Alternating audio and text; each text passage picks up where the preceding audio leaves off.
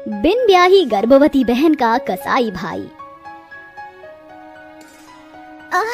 भैया छोड़ दो मुझे, छोड़ दो। माँ, भाभी, बचाओ मुझे। आज तुझे मुझसे कोई नहीं बचा सकता है, मैं तेरी जान ले लूंगा। निरंजन छोड़ दे बेटा, गुस्से में गलत कदम मत उठा। छोड़ दे अपनी बहन के साथ, भला कोई भाई ऐसा कसाईयों सा बर्ताव करता है। लेकिन निरंजन को अपने गुस्से में न तो कुछ दिखाई दे रहा था और न ही सुनाई दे रहा था।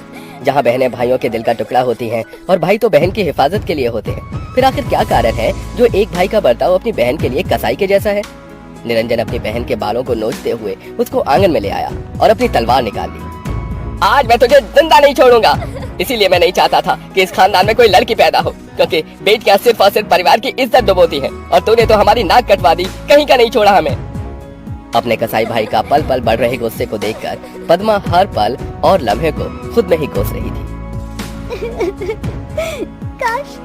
काश कि मैंने वो गलती नहीं की होती। सुभद्रा, सुभद्रा रोटी ला कर दो। जी लाई। पद्मा जा अपने भैया को रोटी दिया। मैं नहीं भाभी, आप मुझे कोई और काम दे दो, लेकिन मौत के मुंह में मत भेजो प्लीज। भैया को रोटी आप दे आओ। पद्मा, तू ना पहली ऐसी बहन है जो अपने भाई से इतना डरती है, जैसे कि निरंजन तुझे कच्चा ही खा जाएंगे। ठाकुरों के परिवार में जन्मी पद्मा इकलौती लड़की है। घर में दर्जनों नौकर चाकर हैं। निरंजन को अपनी बहन से बहुत लगाव है, लेकिन वो मिजाज का बहुत ही हुसैन है, इसलिए परिवार से लेकर घर के नौकर चाकर भी उसका डर मानते थे। आज क्या पहनूं, कुछ भी समझ नहीं आ रहा। ये गुलाबी वाला सूट पहनती हूँ। पद्मा शीशे के आगे गुनगुनाते हुए तैयार होने लगती है। मेरी बिंदिया तेरी निंदिया ना चुरा ले तो कहना, मेरा काजल तुझको पागल ना बना दे तो कहना। तैयार होने के बीच बीच में भी उसका ध्यान फोन में ही था। तभी फोन आता है। फोन पर लिखे नाम को पढ़ते ही पद्मा का चेहरा खिल गया, और ऐसा अक्सर तभी होता है जब इंसान प्यार में पड़ा हो। अरे तुम कहाँ रह गई? जाना, मैं इंतजार कर रहा हूँ। सॉरी, बस निकल रही हूँ चिराग।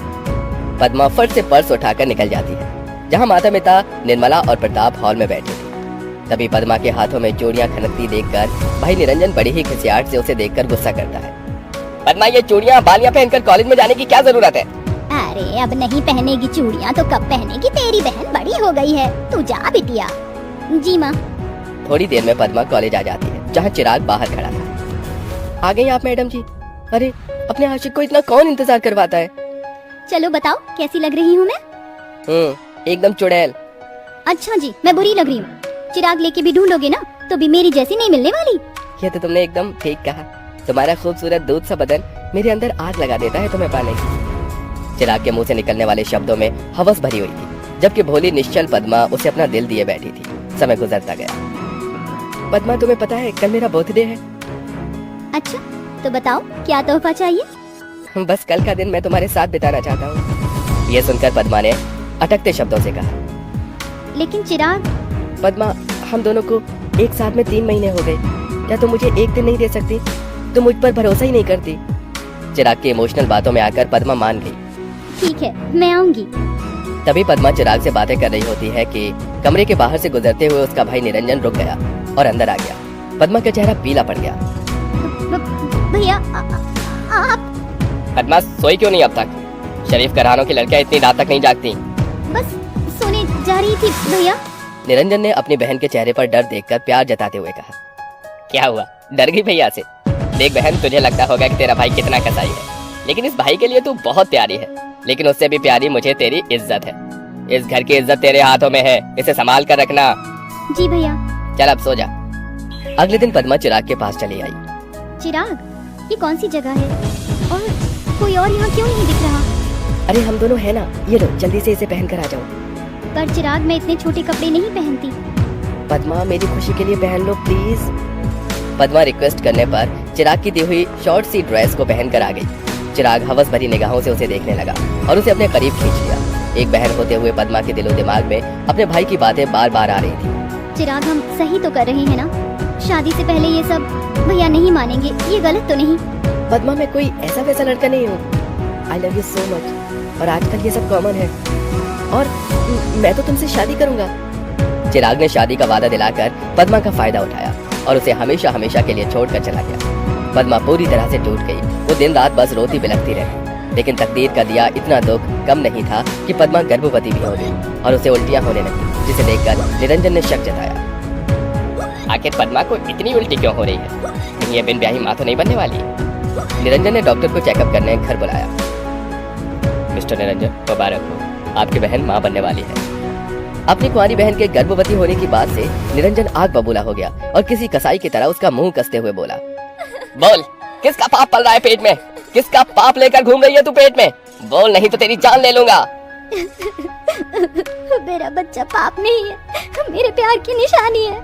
ये सुनकर निरंजन बौखलाकर अपनी गर्भवती बहन का गला घोटने लगता है। अजी छोड़ो, ये क्या कसाई पना कर रहे हो? उसकी हालत तो देखो, बहन है वो तुम्हारी। ये सुनकर निरंजन दांत पीसकर गरजते हुए बोला, ये मेरी बहन नहीं है, हम ठाकुर अपनी इज्जत के लिए मरते हैं। कुंवारे में मुंह काला कर लिया इसने। कौन अपनाएगा मेरी बिन ब्याही इस बहन को? सारा जमाना थूकेगा हम पर। इसके बच्चे को मारना होगा, तभी हम इस बदनामी से बच पाएंगे। ये फैसला सुनाकर निरंजन पैर पटकते हुए चला जाता है। गुजरते दिन के साथ पद्मा का पेट दिखने लगता है। माँ सुभद्रा, कहो इससे कि ये दवाई खा ले और खत्म करे इस बच्चे को। नहीं, मैं अपना बच्चा नहीं गिराऊंगी। ये सुनकर निरंजन अपनी गर्भवती बहन पर बिल्कुल दया नहीं करता और उसके बालों को घसीट कर ले आता है और तलवार निकाल लेता है। आज मैं तेरे टुकड़े टुकड़े कर दूंगा। तो जैसे बिन ब्याही गर्भवती बहन के जीने से अच्छा तेरा मर जाना। काट डालूंगा तुझे आज। तभी एकदम से पिता प्रताप मुखिया को ले आते हैं। अरे रुक जाओ ठाकुर निरंजन, कैसे भाई हो तुम? अरे भाई तो अपनी बहन के लिए जान देता है और तुम इसकी जान लेने पर तुले हो। अरे इसने पाप किया है मुखिया जी। देखो निरंजन, मैं जानता हूँ इसने गलती की है, लेकिन अब जो होना था वो हो गया।